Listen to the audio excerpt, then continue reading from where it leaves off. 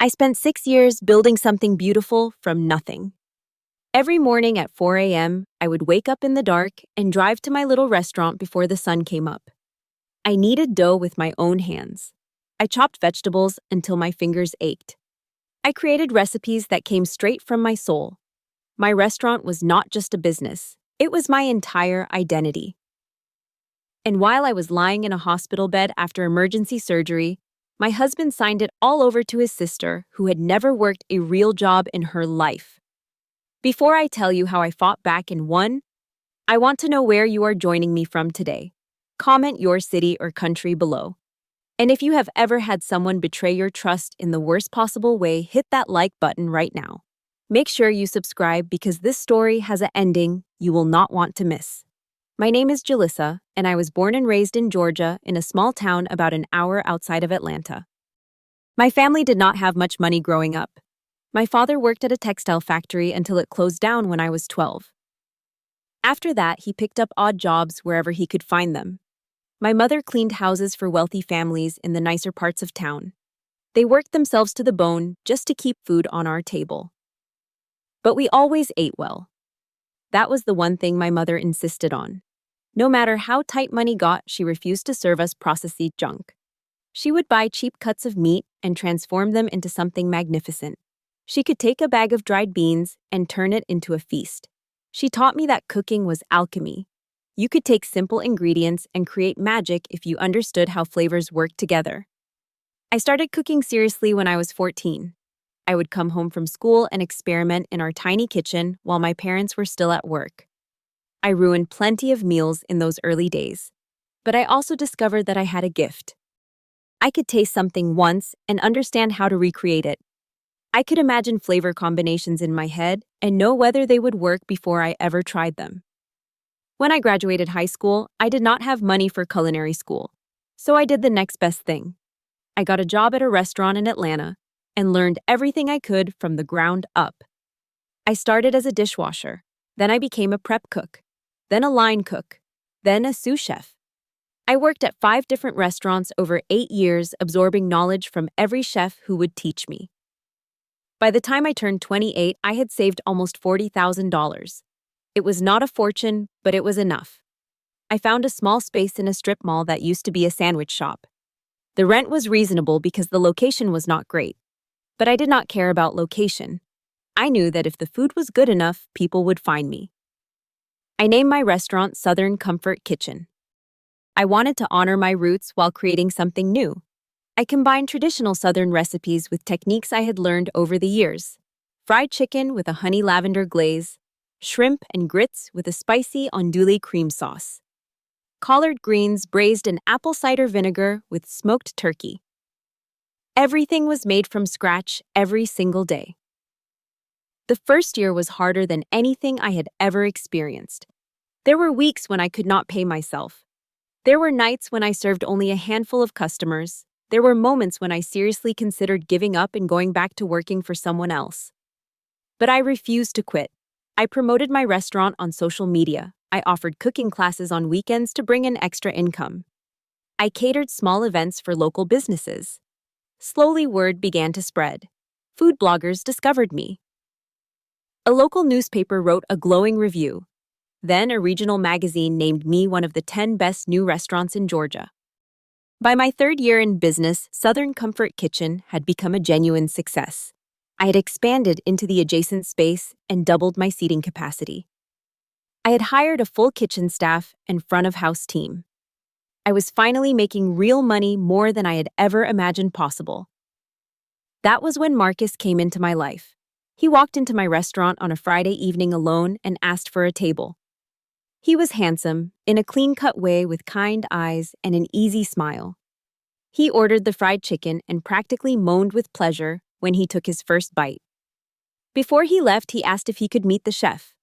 When I came out of the kitchen, still wearing my apron and smelling like garlic, he looked at me like I was the most beautiful woman he had ever seen. We started dating a month later. Marcus worked in pharmaceutical sales, which meant he traveled frequently. But when he was in town, he spent almost every evening at my restaurant. He would sit at the bar and keep me company during slow periods.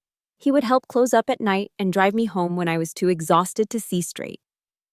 He made me feel supported in a way I had never experienced before. After 2 years together, he proposed. I said yes without hesitation. I thought I had found my partner in life and business. I thought our future was secure. What I did not know was that Marcus had a sister named Darlene who would eventually try to take everything from me, and Marcus would help her do it. Darlene was 34 years old and had never held a job for longer than 6 months. According to Marcus, this was never her fault. Her bosses were always unreasonable. Her coworkers were always jealous. The companies she worked for were always poorly managed. There was always an excuse for why things did not work out. I met her for the first time at Thanksgiving dinner about 8 months after Marcus and I started dating. She was pretty in a sharp-featured way with perfectly manicured nails and expensive taste in clothes that she somehow afforded despite being perpetually unemployed. She spent most of the dinner talking about herself and barely acknowledged me except to make a snide comment about how my hands looked rough. I told Marcus later that I found his sister difficult. He brushed it off. "She is just insecure," he said. "Once she gets to know you, she will warm up. You two will probably become best friends." That never happened. Over the years, Darlene remained cold and dismissive toward me. She would make passive-aggressive comments about my restaurant, suggesting that Southern food was unsophisticated or that my success was just luck. She borrowed money from Marcus constantly and never paid it back. She expected to be treated like royalty whenever she came to eat at Southern Comfort Kitchen, demanding free meals and complaining about the service, even though my staff bent over backward to accommodate her. I tried to talk to Marcus about it multiple times, but he always defended her. "She is family," he would say. "We have to support her. She just needs to find the right opportunity." I should have seen what was coming. The warning signs were there. Marcus started asking more questions about the business finances. He wanted to be added to our bank accounts for convenience. He suggested that we should consider bringing on investors to help with expansion. When I resisted, he accused me of not trusting him. Maybe I should have trusted my instincts. Maybe I should have kept my business completely separate from my marriage. But I loved him. I wanted to believe we were true partners. So I added his name to the accounts. I gave him access to the books. I made him feel included in every aspect of Southern Comfort Kitchen. That decision almost cost me everything. The problems began when I got sick.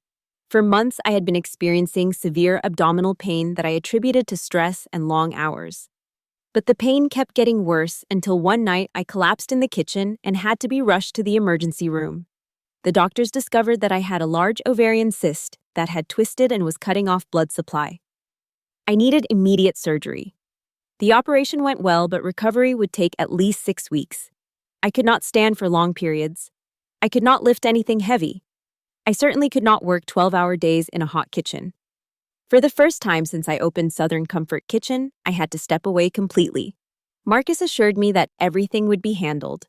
My general manager, a talented woman named Stephanie, who had been with me for 3 years, would oversee daily operations. Marcus would check in regularly to make sure things were running smoothly. All I needed to do was rest and heal. For the first couple of weeks, everything seemed fine. Stephanie sent me daily reports. Sales were stable, staff was performing well. A few minor issues with a produce supplier, but nothing she could not handle. I started to relax. Maybe this forced break was actually a blessing in disguise. Maybe I needed to learn how to delegate more. Then the reports stopped coming. I texted Stephanie and got vague responses. I called the restaurant and got transferred to voicemail. I asked Marcus what was going on and he said everything was fine. I should stop worrying and focus on recovery. But something felt wrong. Something felt very wrong. 3 weeks after my surgery, I received a phone call from my accountant, Walter. He sounded confused and concerned. He had been reviewing some paperwork and noticed something strange. There were documents filed with the state showing a transfer of ownership in Southern Comfort Kitchen. 51% of the business had been transferred to someone named Darlene Henderson. My vision went dark. I thought I might pass out. I demanded that Marcus come home immediately. When he walked through the door, I was waiting in the living room with the documents Walter had sent me. I held them up and asked him to explain. He did not even try to deny it. He sat down across from me, calm as anything, and told me that he and Darlene had decided this was the best path forward. The restaurant was too much stress for me. I was killing myself with overwork. Darlene needed an opportunity to prove herself. This way, I could take a step back while Darlene handled the business side of things. I stared at him in disbelief. "You forged my signature," I said. "You stole my business and gave it to your sister." He frowned like I was being unreasonable. "It is not stealing. We are married. What is yours is mine, and Darlene is family. She deserves a chance." I asked him to leave the house. He refused. He said this was his home too and I was overreacting. So I called the police. When they arrived, I showed them the forged documents and explained what had happened. They escorted Marcus out and advised me to contact a lawyer immediately. That night, I lay in bed and cried until I had no tears left. My husband had betrayed me in the worst way imaginable. The business I had built with my own hands had been stolen from me.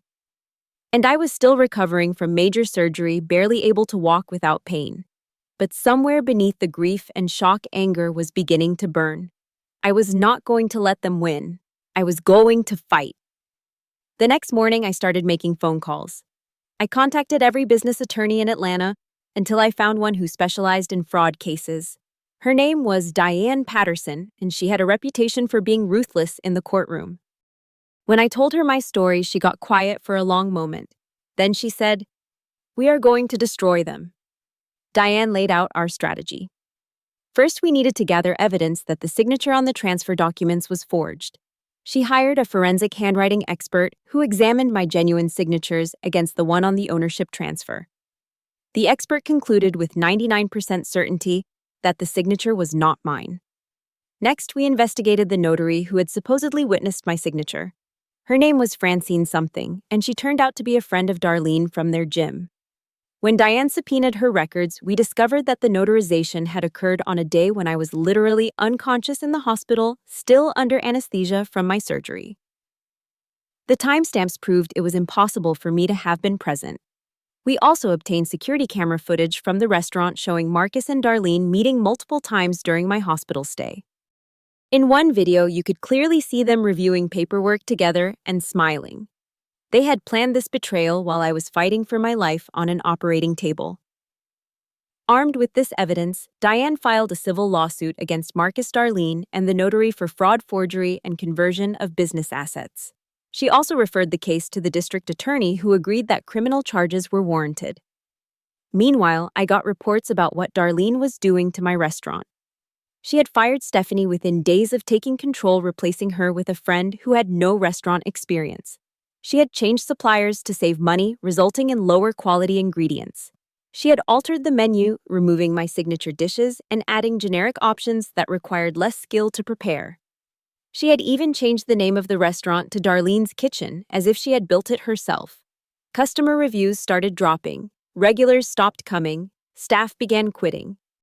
Everything I had spent 6 years building was being destroyed by someone who had no idea what she was doing. But I could not intervene. Legally, until the court ruled, Darlene was the majority owner. All I could do was watch and wait, and trust that justice would prevail. Marcus tried to contact me multiple times during this period. He sent texts and emails begging me to drop the lawsuit. He said we could work things out. He said I was being vindictive and selfish. He even had his mother call me to plead his case, arguing that I was tearing their family apart. I blocked all of them. I had nothing to say to people who had stolen from me and then blamed me for being upset about it. The court date arrived 5 months after I filed the lawsuit. By then, I had healed physically from my surgery. Emotionally, I was still raw, but I channeled that pain into determination. I walked into that courtroom ready to fight for everything I had built. Diane presented our evidence methodically. The handwriting analysis, the notary records, the security footage, the testimony from Stephanie about how she had been pressured and then fired. The medical records proving I was incapacitated on the day the documents were supposedly signed.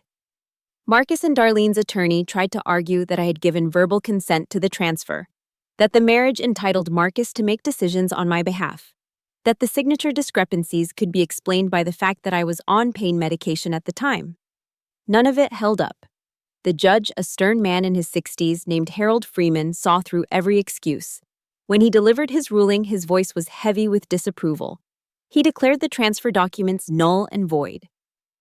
He ordered full ownership of Southern Comfort Kitchen restored to me immediately. He awarded damages of $420,000 to compensate for lost revenue and business damage. And he referred Marcus Darlene and the notary for criminal prosecution. I sat in that courtroom and listened to the verdict and felt something I had not felt in months. Hope. The criminal case proceeded over the following year. The notary pleaded guilty and received probation in exchange for her testimony. Darlene was convicted of fraud and forgery and sentenced to 14 months in state prison. Marcus was convicted of the same charges plus conspiracy and received 2 years. I was present when they were both led away in handcuffs. I expected to feel triumphant. Instead, I felt tired. I felt sad. I felt relieved that it was finally over. Rebuilding was not easy. Darlene had done significant damage during her months in control. Many of my best staff members had found other jobs. My supplier relationships were strained. My reputation had suffered. The restaurant I returned to was a shadow of what it had been. But I had rebuilt from nothing before. I could do it again. I reached out to Stephanie and offered her a position as co-manager with a significant raise. She accepted. I contacted my original suppliers and apologized for Darlene's behavior, promising to honor our previous agreements. Most of them agreed to work with me again. I changed the name back to Southern Comfort Kitchen and began the slow process of winning back customers. Within 6 months, we were profitable again. Within a year, we were busier than ever before. Something about my story had resonated with people. They came not just for the food, but to support a woman who had refused to give up when everything was taken from her. I filed for divorce from Marcus while he was in prison. He did not contest it. I have not spoken to him since the day he was sentenced. I heard through mutual acquaintances that he was released after 18 months for good behavior. I do not know where he is now, and I do not care. People sometimes ask me if I regret marrying him. The honest answer is complicated. I regret trusting him with things I should have protected. I regret ignoring the warning signs about his character and his family. But I do not regret the experience itself because it taught me something valuable about myself. I learned that I am stronger than I ever knew. I learned that I can survive betrayal and loss and come out the other side intact. I learned that my worth is not determined by the people who try to diminish me, but by how I respond when they do. My grandmother used to say that fire does 2 things. It destroys or it refines. When you go through something terrible, you get to choose which one applies to you. You can let it burn you down, or you can let it burn away everything that is not essential and leave you harder and clearer than before. I chose to be refined. Today, Southern Comfort Kitchen is thriving. We have expanded to a second location across town. We have been featured in national food magazines. Last year, I was invited to cook at a prestigious culinary festival alongside chefs I have admired my entire career. My parents came to visit and cried when they saw what their daughter had accomplished. I am not the same person I was before Marcus betrayed me. That version of myself trusted too easily and gave too freely, and believed that love would protect her from harm. The person I am now understands that trust must be earned, and that protecting what you build is not selfishness, but wisdom. If you are watching this and you have been through something similar, I want you to know that recovery is possible. It will not be fast. It will not be easy. There will be days when you want to give up. But if you keep moving forward one step at a time, you will eventually reach solid ground again. I promise. Now I have a question for you. Have you ever had to rebuild something after someone tried to destroy it? Have you ever discovered that someone you trusted was working against you? I want to hear your stories. Drop them in the comments below. Your experience might help someone else who is going through the same thing right now. If this story touched you, please take a moment to like this video. It really helps the channel grow and reach more people who need to hear these stories. And if you have not subscribed yet, hit that subscribe button so you do not miss future videos. Also share this video with someone who might need to hear it today. You never know whose life you might impact. Thank you so much for watching and for being part of this community. I appreciate every single one of you. I hope that wherever you are, whatever challenges you are facing, you remember that you have the strength to overcome them. You are more resilient than you know. Take care of yourselves. Be kind to each other. And I will see you in the next story.